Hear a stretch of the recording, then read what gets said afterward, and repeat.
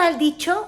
Hay que ser puercos, pero no trompudos. Y hay que ser cínicos, pero no desvergonzados, descarados, indolentes, insufribles, zánganos. Todos estos términos van directito a Marco Cortés. Marco con K de cabezón. Porque fíjense ustedes, este fin de semana fue el momento del Consejo Nacional del PAN, donde tenían que juntarse a comprender el porqué de su derrota. Pero el análisis, el apapacho, la complacencia con la que se trataron a sí mismos se queda corta frente a los disparates que dijo el día de ayer la analista de deportes, Ana Katy. Mire, ella fue más crítica con los jugadores ayer de la selección nacional que lo que el descarado y mantenido, porque es un mantenido de nuestros impuestos, Marco Cortés fue respecto al total fracaso que tuvo el PAN electoral. ¿Y qué es lo que dijo? ¡Aplausos! Se los agradezco enormemente, pero también me siento tranquilo con la sensación del deber cumplido, de haber... Quiero agradecer a todos los que fueron soldados caídos, que no ganaron en esta contienda. Quiero agradecer al PAN. Efectivamente, al dirigirse a la militancia o a todos los derrotados en las urnas, en los comicios pasados, Marco Cortés, en vez de tratar de hacer un esfuerzo de autocrítica, soltó un discurso, lo poquito que hemos podido ver en sus redes sociales, blandungo, con más palabras vacuas que votos en la urna el 2 de junio a favor del PAN. No estoy exagerando. El panismo de Marco Cortés solamente ganó en un estado de la República, en Aguascalientes, ni siquiera en Guanajuato, donde había ganado la elección pasada Ricardo Anaya, fueron capaces de sacarse adelante.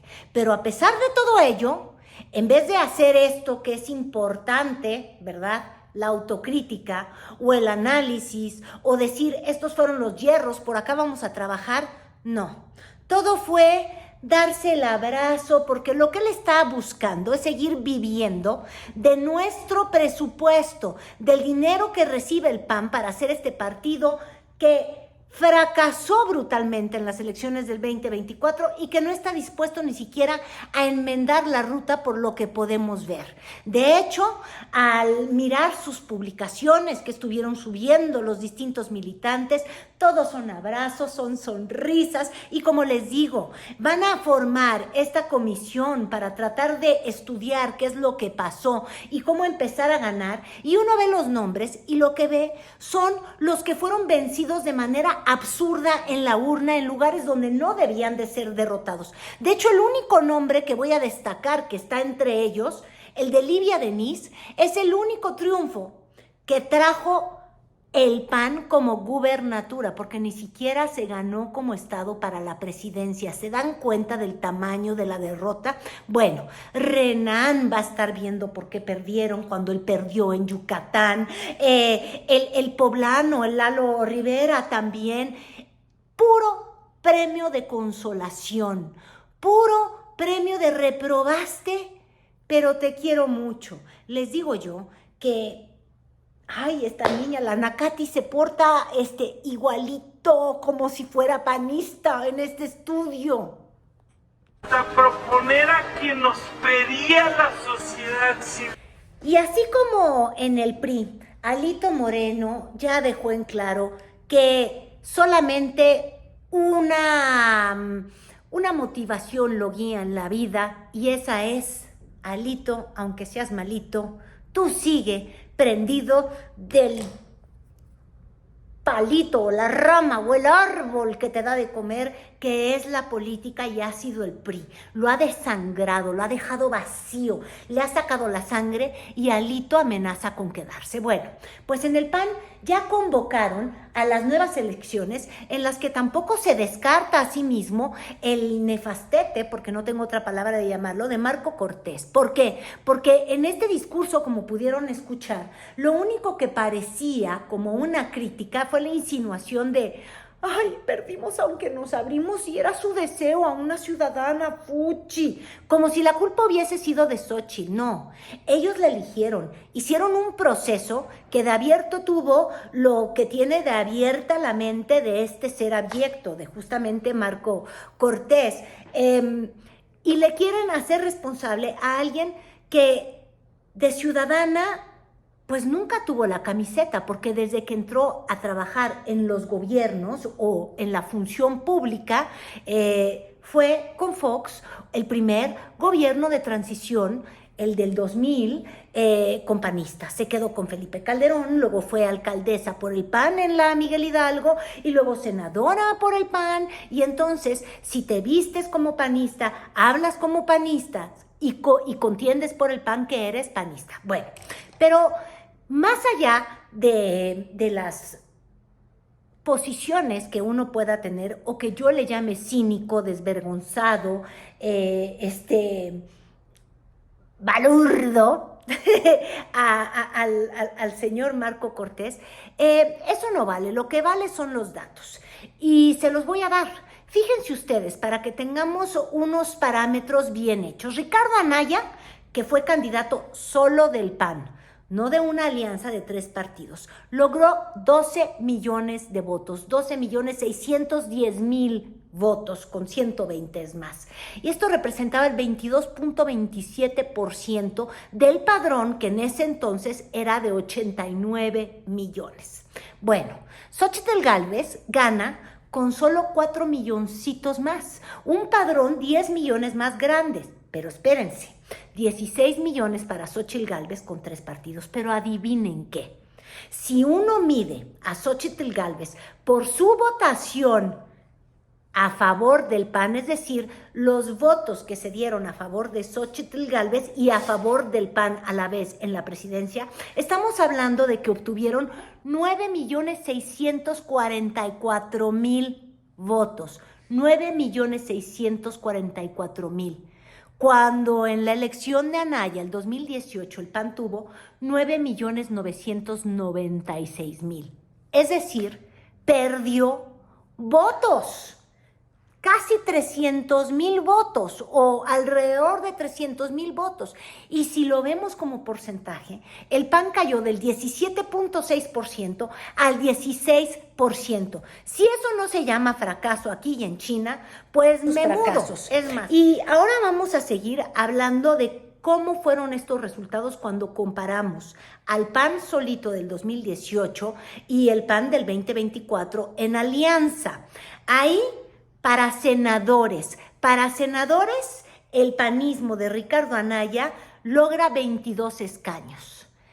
Con Xochitl Gálvez o con el PAN de Marco Cortés, para ser precisos y echarle la culpa a quien le corresponde, que es el Marco con K, bueno, él solamente tuvo 16, de 22 a 16. Cuando uno ve la cifra de diputados, el PAN obtiene 32 contra 81, una pérdida de casi 50 diputados.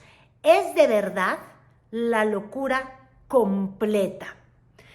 Las cifras del 2018 se lograron con un personaje que sigue en el panismo y que es el que más dijo no debemos ir a esta alianza absurda, Damián Cepeda.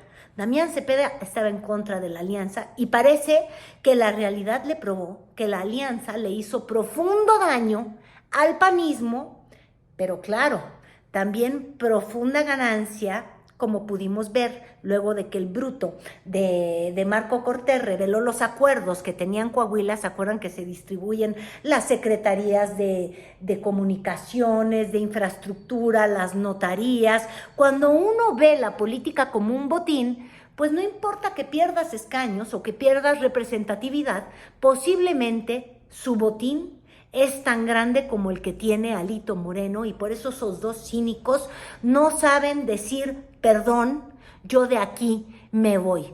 Porque en el caso de Damián Cepeda o en el caso de, iba a decir impresentables, pero sí lo es, también le podemos decir así.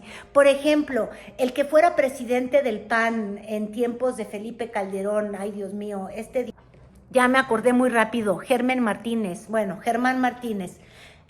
tenían algo que el día de hoy es muy inusual en política: dignidad.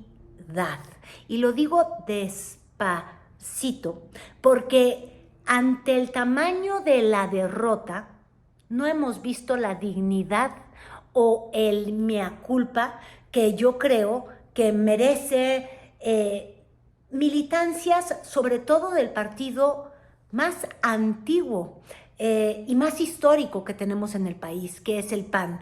Ese PAN que fue una oposición,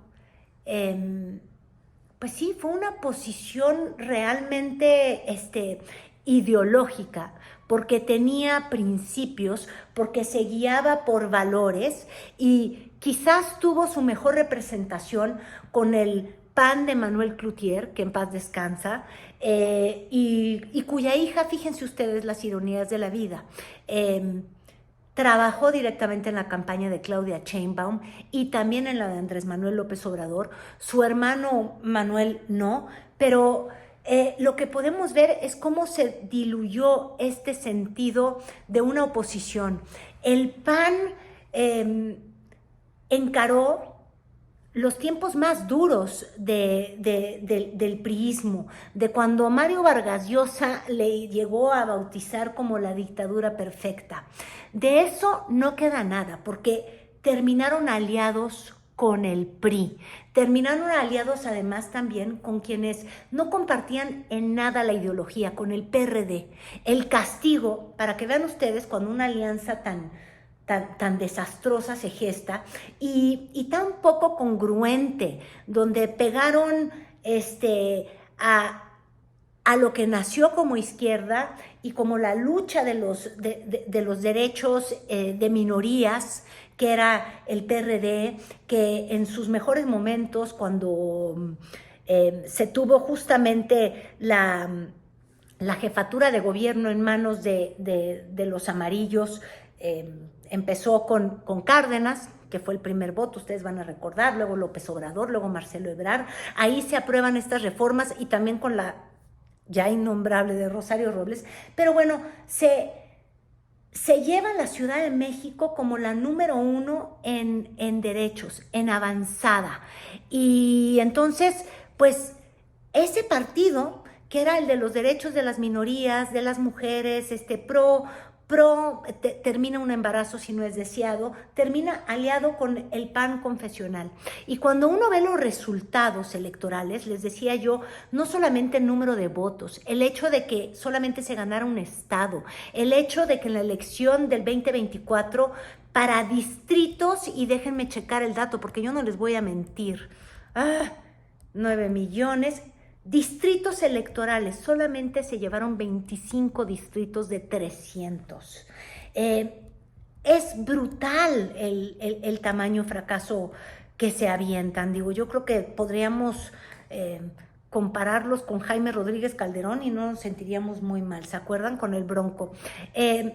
Cuando tienes ese tamaño fracaso por una alianza tan vacua ideológicamente, lo que ocurre es que te das cuenta que estos liderazgos, por lo único que estaban, era por distribuirse contratos, poder, cargos, fueros, y tan cierto esto es que tuvimos consejos el fin de semana en los que no existe una verdadera autocrítica o una voluntad de decir por qué como partido te distanciaste tanto de lo que era tu voto duro, tu militancia, porque pues sí, porque la llegó a tener. Y escuchas cosas como a Marco Cortés diciendo, somos la primera fuerza de oposición.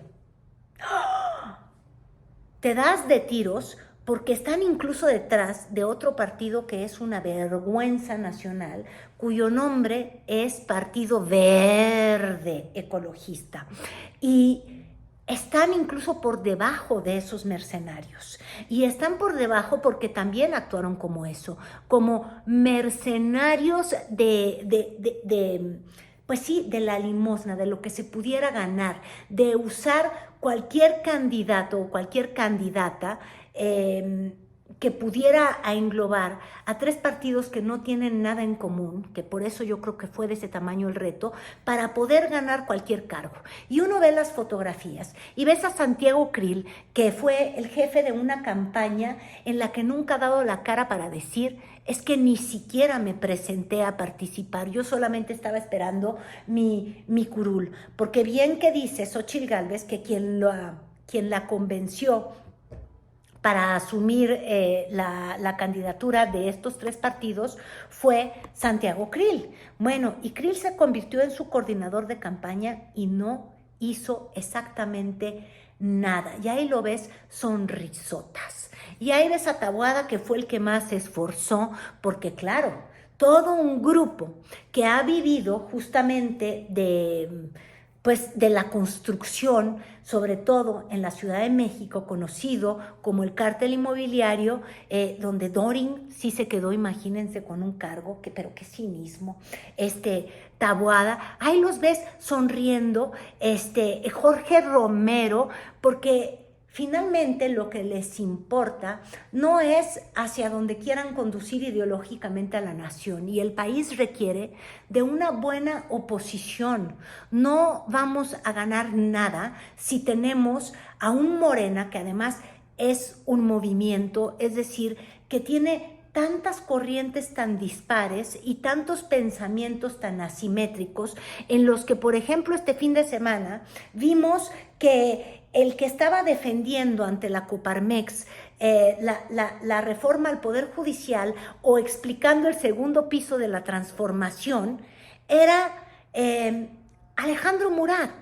Alejandro Murat, que trabajó con Peña Nieto, que se graduó, a quien además pues yo lo conozco como compañero mío en el ITAM, pero es de esta formación completamente neoporfurista, diría el presidente López Obrador, ahora representando a la 4T, y esto frente a personajes que adoran e idolatran y siguen venerando el estalinismo o el comunismo. Ese movimiento que también de pronto flaquea ideológicamente, donde en realidad la única cohesión era López Obrador y lo que se entendía por López Obradorismo, va a estar avasallando durante 6 años con todas sus divisiones. Y si no hay una oposición seria que sepa aliarse en ocasiones con las alas más sensatas o con las políticas públicas que le hagan más sentido a nuestro país, que vaya a proponer la 4T, o que le dé consistencia a un proyecto también alternativo de país, pues estamos condenados al fracaso. Pero esperanza no se ve. Estamos como estábamos en el 2018, cuando decías, bueno, aquí se los comió López Obrador, en el 2024 se los comió Claudia Sheinbaum, y en vez de haber aprendido la lección del 2018, que hubiese sido su llamado, empezar a construir un discurso, una filosofía y una alternativa de país, seguimos con la autocomplacencia, con la ceguera de gabinete, echándole la culpa. Fíjense ustedes lo que hizo Marco Cortés. Le echó la culpa a los servidores de la nación y que esto era una elección de Estado. Por el tamaño del fracaso, no. Así no se puede explicar. Las mismas fallas que cometieron en el 2018, sin entender por qué no gozan del respaldo popular. Echándole la culpa, les digo, a los servidores de la nación, echándole la culpa al votante, diciendo que el votante es un vendido, que el votante no sabe ni por qué votó, que el votante se conforma con lo poquito que les dan. Oigan, es que el chiste es que el gobierno entregue algo a la ciudadanía. Lo que pasa es que ellos, claro, poquito, si se compara con lo que ellos se chupan, pero ellos además incapaces de darle algo a cambio de todo lo que siempre se han reteclavado, ¿verdad?, a la población. Entonces, esta incapacidad de comprender qué es lo que pasa, esta incapacidad de asumir una responsabilidad y esta incapacidad de esta palabra tan en desuso en estos partidos: la dignidad. Simplemente saber decir: hasta aquí llegué porque no cumplí. Dignidad.